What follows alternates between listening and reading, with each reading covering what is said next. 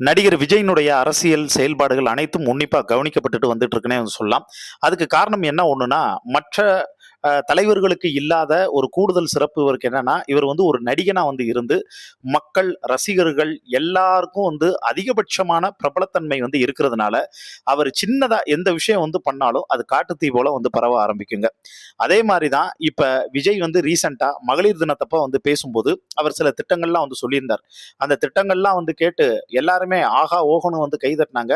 அந்த நிகழ்ச்சிய தொகுத்து வழங்குன அந்த நிகழ்ச்சியினுடைய துணை பொதுச் செயலாளர் கூட ஒருபடி மேல போயி, இவரு இந்த திட்டங்கள்லாம் அனௌன்ஸ்மென்ட் பண்ணும்போது, நமக்கே வந்து ஒரு பெண்ணா வந்து மாறிறணும் அப்படின்னு வந்து ஒரு ஃபீல் ஆகுது. நம்ம ஏன் பெண்ணா பிறக்கல அப்படின்னு வந்து பல பேருக்கு வந்து நெனச்சு வந்து வருத்தப்படுவாங்க. அப்படிங்கிறது மாரி சொல்லியிருந்தாரு. அத கூட எடுத்து மீம்ஸ் போட்டு பயங்கரமா ட்ரோல் பண்ணி கலாய்ச்சுட்டு வந்துட்டு இருந்தாங்க. இது ஒரு பக்கம் இருக்கக்கூடிய சூழ்நிலையில, அப்ப விஜய் வந்து ஒரு வார்த்தை சொல்லியிருந்தாரு. எனக்காக நீங்க ரொம்ப கஷ்டப்படுறீங்க. ரீசென்ட்டா வந்து சில நெறைய பிரச்சனை போயிட்டு இருக்கு. அதுல ரீசென்ட்டா ஒரு பிரச்சனை போயிட்டு இருக்கு. அதுக்காக நீங்க வந்து பேச போயி, நீங்க ரொம்ப ஹர்ட் ஆகுறீங்க. உங்கள எல்லாரும் ஹர்ட் பண்றாங்க. உங்கள ஹர்ட் பண்ணும்போது அத பார்க்குறப்ப எனக்கு ரொம்ப ஹர்ட் ஆகுது. அதெல்லாம் அவ்வளவு ஒர்த் இல்ல. எத பத்தி நீங்க யோசிக்காதீங்க. அதெல்லாம் நான் பார்த்துக்கிறேன். நீங்க ஃப்ரீயா விடுங்க. உங்களுடைய வேலையும், என்னுடைய வேலையும் நம்ம 2 பேரும் வந்து ஒண்ணா சேர்ந்து மக்களோட பிரச்சனைய தான் நம்ம பார்க்கணுமே ஒழிய, அந்த பிரச்சனையெல்லாம் வந்து தேவையே இல்ல அப்படிங்கிற மாரி ஒரு வார்த்தை சொல்ட்டார். இது சோசியல் மீடியாவுல மிகப்பெரிய காட்டுத்தீ மாரி வந்து பார்த்தோன்னா பரவ ஆரம்பிச்சு, அத பார்த்துக்கிட்டு இருந்த பலரும், குறிப்பா விஜயினுடைய கட்சியில இருக்கக்கூடிய பெண்களே வந்து பார்த்தோன்னா, விஜய் என்ன பண்ண ஆரம்பிச்சுட்டாங்க, சிலரு காரி துப்ப ஆரம்பிச்சுட்டாங்க. என்ன ஒர்த் இல்லன்னு சொல்றீங்க?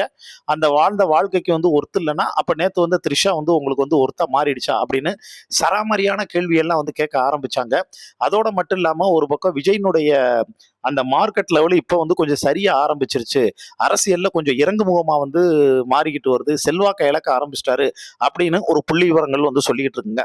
இது ஒரு பக்கம் இருக்கக்கூடிய சூழ்நிலையில, இப்ப அதாவது எல்லாருக்குமே தெரியும். இவரு பல்வேறு சிக்கல்கள ஆரம்பத்துல இருந்தே விஜய் வந்து சந்திச்சுட்டு வந்து வர்றாரு. ஏன்னா, முதல்ல வந்து விஜய் பத்தி வந்து சொல்லும்போது பனையூர் பண்ணையாரு, பனையூர் அரசியல்வாதி, பனையூர விட்டு அவர் வெளியிலே வரமாட்டாரு. வாரம் சனி, ஞாயிறு மட்டும் தான் பிரச்சாரத்துக்கு வந்து வருவாரு. பாக்கி நாள் வந்து வரமாட்டாரு. அப்படிங்கிற பல்வேறு விமர்சனங்கள் எல்லாமே அவர் மேல வந்து பார்த்தோன்னா இருந்ததுங்க. இப்ப என்னன்னா, கரூருக்கு வந்து அவர் கடைசியா வந்து போயிருந்தப்ப, அந்த கூட்ட நெரிசல்ல சிக்கி 41 பேர் வந்து உயிரிழந்த போது, இதுக்கு முக்கிய காரணம், மூல காரணமே விஜய் அப்படின்னு பல்வேறு அரசியல் கட்சிகளும் அவர கடுமையா விமர்சனம் செஞ்சாங்க. ஏன்னா, அவங்க இறப்புக்கு கூட வந்து விஜய் எங்க பக்கத்துல இல்லாம, அவர் ஏர்போர்ட் போய் வந்து கிளம்பி போயிட்டாரு அப்படிங்கிற விஜயின் மீது வைத்திருந்த குற்றச்சாட்டு தான்.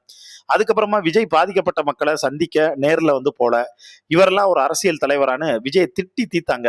அதுக்கப்புறமா விஜய் திமுக, அதிமுக 2 கட்சிகளையும் விமர்சிக்க அவர் வந்து பார்த்தீங்கன்னா துவங்கி விட்ட நிலையில, அந்த இரு கட்சிகளும் விஜய ரொம்ப கடுமையா வந்து விமர்சனம் செய்ய ஆரம்பிச்சாங்க.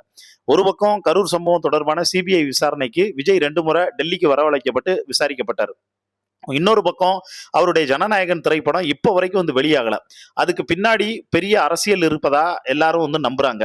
இந்த நிலையில தான் இயக்குனரும் விஜயோட அப்பாவுமான எஸ். ஏ. சந்திரசேகர் பேசிய ஒரு வீடியோ ஒண்ணு சோசியல் மீடியாவுல வைரல் ஆயிட்டு வருது. அதாவது அதுல பேசும்போது எஸ்.ஏ.சி என்ன சொல்றாருன்னா, சினிமாவை விட்டுட்டு அரசியலுக்கு சென்று விட்டார் விஜய். அவர் இப்போது முழு அரசியல்வாதியாகவும் மாறிட்டாரு. எனவே படத்தை காட்டி, பணத்தை காட்டி அவரை பிளாக்மெயில் வந்து செய்ய முடியாது. விஜயோட மனைவி சங்கீதா விவாகரத்து கேட்டு நீதிமன்றத்துக்கு போயிருக்காங்க.